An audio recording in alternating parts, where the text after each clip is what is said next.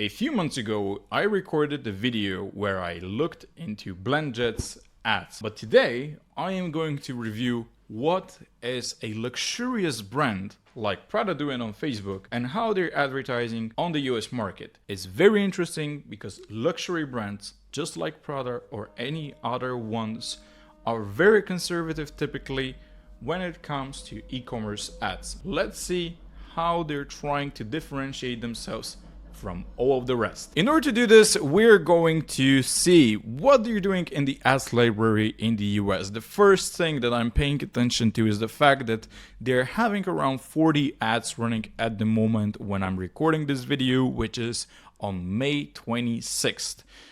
So whenever you're watching this, have in mind that that's the moment when we're seeing those specific ads. So, what are we seeing first? We're seeing first that they're having some new videos that they just launched today on their platforms. They're advertising specifically on Facebook and Instagram. They're not going to the other platforms that Meta is showing them. And I'm seeing that Prada is reopening. Prada reopens and introduces a new design at its stores located in the distinguished neighborhood of East Hampton, New York, at 2 Newtown Lane. Discover in-store and special collections featuring a striking contrast of white and blue. What are we seeing here? We're seeing a very interesting way of advertising because they're not just trying to push you to go to their e-commerce store. They are telling you, hey, people from New York, or hey, people from the US, we are relaunching our store in New York, so have a look into it. Let's see what their ads are all about. Okay.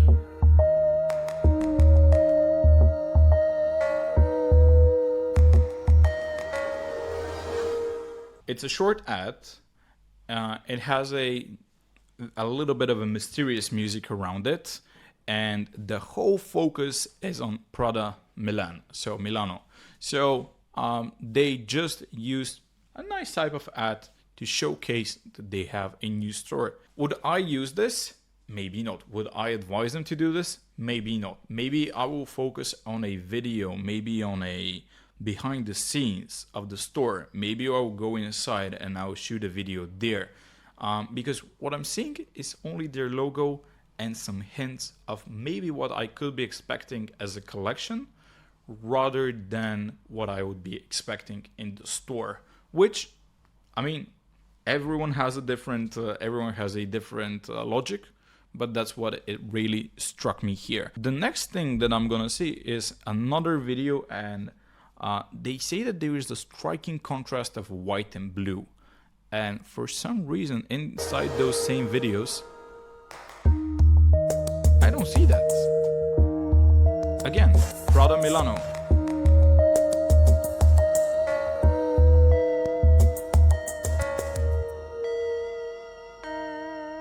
Am I the person to really judge them? Maybe not. Am I Prada's consultant? Not yet. Would I advise them to do this? Absolutely not. The next ads that I'm seeing, they're a little bit more typical, I would say. They have some nice banners with models, they do have good contrasts. And outside of this, maybe I will click and see where it's heading. But what is striking me here is looking to this. It says at doubleclick.net. I will make it a little wider so you can see it, but the link is very interesting. So I really need to check what doubleclick.net is all about, but they're probably using some type of a software system in order to run those ads. The next things, again, banners, some are vertical, some are square. They look really nice. I like them. And then they have other ones that are probably used for stories because there's no text around them, which means that most probably they're just being used for stories. The next ones, okay, I see that they have some more videos. Let's watch them. Our love is reds and yellows and blues and greens. Our love is lavenders and browns and golds and grays. I like this ad. Like, it has a motto. She is speaking. And it's not just a motto. It's Scarlett Johansson. Am I way more likely to be buying from this ad than I'm going to be buying from any other of those ads? Absolutely yes. Would I advise them to make more of those ads? Absolutely yes. Am I going to be willing to have more different types of variants of this ad with more types of copies on this? Hell yes. Why are you not having 5, 6, 7, 8 types of ads that are just related to this? I see 2 to 3 of them. Let's see then the next one with Scarlett Johansson. Our love is reds and yellows and blues and greens. Our love is lavenders and browns and golds and grays. Our love is reds and yellows and blues. This is a very long version of it. It's a minute and 5 seconds. Like, that's something very interesting, because most of the brands are not using very long ads anymore. And greens. Our love is lavenders and browns and golds and grays. Our love is reds and yellows, blues and greens. Our love is lavenders and browns and golds and grays. Our love is reds and yellows and blues. I gotta admit, this is a little psychic when you're watching this, but the concept is there. It's really good. The only thing that I would say is, since it's a very long ad, it's a minute and 5 seconds, I would use a 4:5 ratio to advertise, because this is vertical, and maybe if it's not used properly, it might have some issues with it. But I would use a new format for that. But I like it. It's very psychic. It's very conceptual, and for them, it is gonna make sense. I see an ad in Italian in the US, or at least I think that's Italian. I hope it's Italian. If that's not Italian, rip on me in the comments below. But let's say that's Italian, and it's again Scarlett Johansson. Let's see if it's gonna be a little different. If not, then we're gonna move forward. Our love is reds and yellows and blues and greens. Our love is lavenders and browns and golds. Well, it's the same one, and I think that if I watch it for 5 or 6 more times, then I will need some extra help from a doctor. But jokes aside, it is really good. It's getting your attention. There's an amazing person like Scarlett Johansson there, that you will for sure stop and watch what she's saying. And if you see this ad, if the frequency is really good and you watch it for a few times, this is a huge differentiator. This is something that, according to e-commerce people, will be very slow without a really good scroll stopper, and you really need to listen to it in order for it to work. But that's exactly what differentiates luxurious brands from anyone else on the e-commerce market, and I love this. We see that on May the 17th, they've launched some ads that for me look like typical dynamic ads. And what's interesting for me is, why in the world are they launching new ads like that at the moment, and they don't really have that many of them from, let's say, 6 months ago? For me, it seems like they don't really have a good evergreen. Why are they not having a good evergreen? Where are some dynamic ads? Where's the retargeting? Where is the top of funnel ads that should be evergreen, for that need to run for, let's say, 3, 4, 5, 6, 7 months without them stopping? So that's an interesting issue to be tackled. And here it's not about concept. Here it's not about the way you want your ads to look. It's about having a proper strategy. So for sure, that's an issue. They have to pay attention to this. It doesn't make any sense, except if something has broken internally in terms of tracking, in terms of products. If nothing bad has happened, you should have ads that are running for at least 6 months if you are Prada, if they are dynamic ads.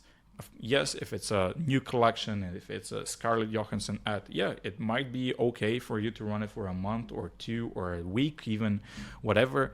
But for dynamic ads, these are evergreen. They should be running for a longer time. Then we have more and more and more of those dynamic ads, and they look okay. Let's see the other ones, the other videos that they have.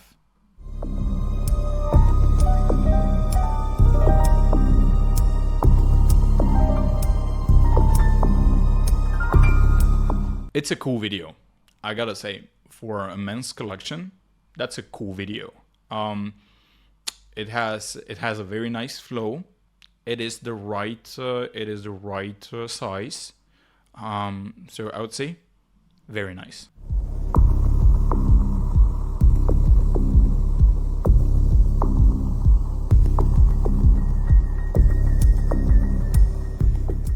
This is a great example of a typically well-made video for a luxury brand on Facebook for direct sales. Interestingly enough, most brands that I've talked to in the luxury space, they're saying that they don't really like to push people to buy immediately, and they don't like strong call to actions. What I'm paying attention here is that the copy itself is modern design and functionality characterize the Prada men's bag collection. Shop online now. Look into the call to action. Shop online now. That's not very typical. Most brands that I've talked to will tell me that's completely not on brand. We don't want to say shop online now. We want to say discover. We want to say learn more or explore and so on. So they don't really like that phrase. So I'm a little surprised that Prada is doing that. However, it's probably working. Why? Because it's a very strong call to action. And most importantly, it's targeting the US market.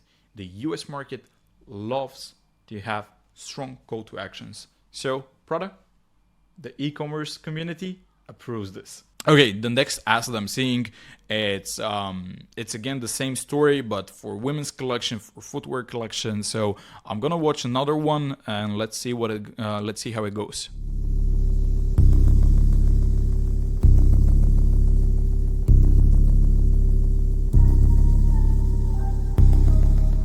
Short, simple, straight to the point. There's luxury elements. There is a concept. Really nice. Prada, good job. What I don't really get is this fb.com link that I'm seeing here and the learn more, which might be a collection, might be just going to the Facebook store, to the Facebook shop, but it might just be a glitch. Typically here, it's gonna say that.